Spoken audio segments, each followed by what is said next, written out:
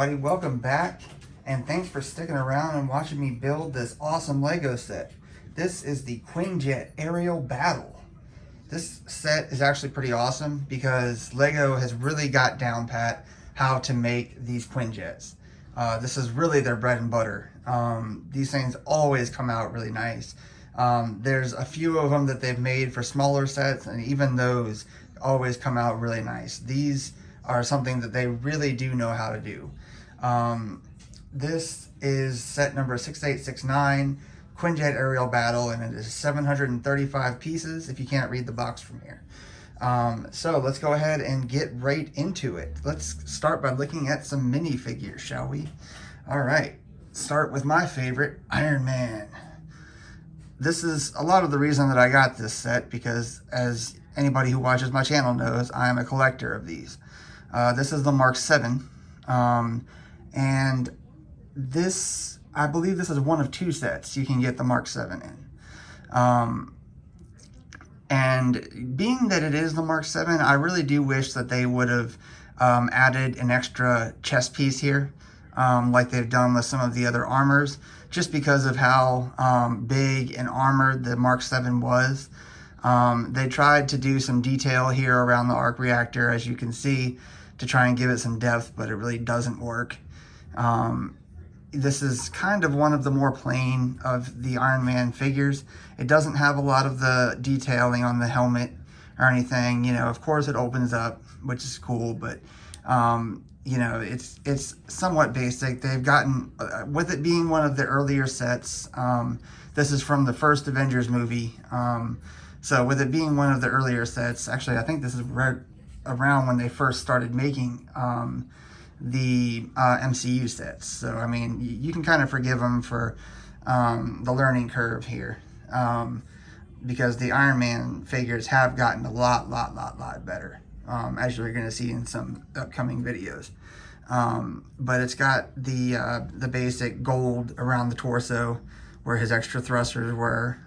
They tried to, like I said, give it some depth around the arc reactor, and the opening faceplate. It does have printing on the back too. If my camera would focus, there we go. All right, so moving on, we're gonna go to Black Widow. She actually does not come with any guns in this set. Normally Black Widow comes with some guns, but this one she's really made just for flying the Quinjet here. So her hairpiece is extra, you know, and she has the weird smile on the other side. But I feel like she should be mean because it's a battle scene, so that's what she is. It does have the blue accenting on her suit and stuff like that. My favorite suit of hers is probably in Age of Ultron, when she had the big blue electricity bands running along it. But this is still a pretty nice piece. Moving on, we have the Chitauri figure. Now, I really like these Chitauri figures. They're always insanely detailed, and they're pretty true to the movie too. I mean, they have the armored head. I mean, they could have put another helmet piece on here, but they did a really good job at printing the helmet on there, and then there's a lot of printing on here. So I really like these Chitauri pieces. Now we go on to Thor Odinson. He doesn't have any printing on his legs because there's no armor on his legs, but he's got some good chest printing, and then he's got a very basic Mjolnir hammer. This is like a piece that is actually used on for accenting and things like that on some Star Wars sets and whatnot, but it works as his hammer. It looks kind of like he's in a boy band here with his blonde hair, but it's a nice little Thor figure. And then this is pretty cool. This is something you build here.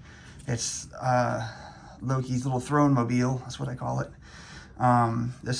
These are all stickers you're going to see on here. Nothing is printed except for the minifigures. I mean, the stickers are placed well and everything. It's just, I always get really particular when it comes to placement, and it takes a lot longer than it should. I always like the Loki figures when he has the Reindeer Games helmet, like Iron Man said. And it's got nice printing on them and everything. I feel like this they copped out a little bit on his scepter, because it should have had a stone on it somewhere. Instead, they just made it look like a Poseidon trident or something. But anyway, he's got his green cape and everything. All right, now what you came to see, the Quinjet. What's pretty cool about this one is they actually gave it a rotating front wheel. The other ones that I built, they don't have the rotating front wheel. So that's a nice little difference there. And one thing that they always do on these is the cockpit is able to move up and down to be curved like the movie. This one doesn't have an extreme curve. Some of the other ones do actually curve down a lot more, but this one's not meant to curve a whole lot. Now looking inside of the cockpit here, you can see the pilot chair that you build here. And then there's a sticker that you put on that gives you all the pilot controls. So it's a nice little cockpit. And then, you know, they did a good job of making it look aerodynamic. And I like all the accents that they put on here, like the little vents, and the red pieces and the blue here on the side. It's all just cosmetic stuff that just makes it look a lot cooler. Now coming in here, this piece comes off completely, which is weird because a lot of times they put a hinge on it, but this is for passengers, for if you have passengers that you want to put in here, like Thor from another set. That's pretty cool. They have a fire extinguisher because obviously safety first. Then you look in here and it's got some controls, so the passengers know what's going on and everything. And then these shield logos are also stickers. Like I said, I always get really particular when I'm putting them on, so I try to make them as precise as I can. These winglets here, most of them that I've done usually go up and down, which these do, but these also twist this way, which is another different point of articulation. These move up and down as well, and it's got this under here, which will give you the missiles. Pew! And I lost it. All right, so now you go under here, and if you push on this red thing here at the top, it gives birth to like a little baby Quinjet. Not 100% sure what it is. I think it's supposed to be a little Quinjet or like a drone or something.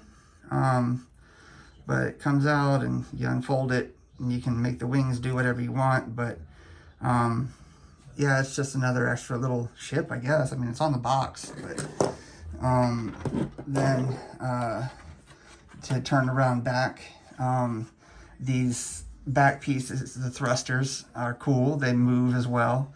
But if you look in there, there's a nice translucent orange piece that gives the impression of thrust, which is cool. And here's more accenting that, like I said, that they do, which is, you know, given the little red pieces to show that it's the back.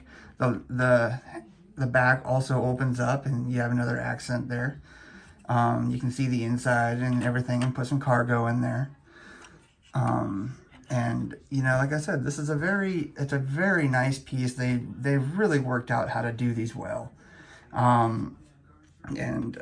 This goes up and it locks, so it doesn't just come down all willy-nilly. And here's the rotating front wheel. The others do not rotate. And it's a great Quinjet. I mean, you know, I'm just gonna have it for display. But I mean, it's really nice. You know, like I said, this is really the bread and butter of what they seem to do. I have the helicarrier as well, which I'm going to be doing in a later video. But I would definitely give this Quinjet a solid 7. It's bigger and it's a lot more detailed than some of the others that I have.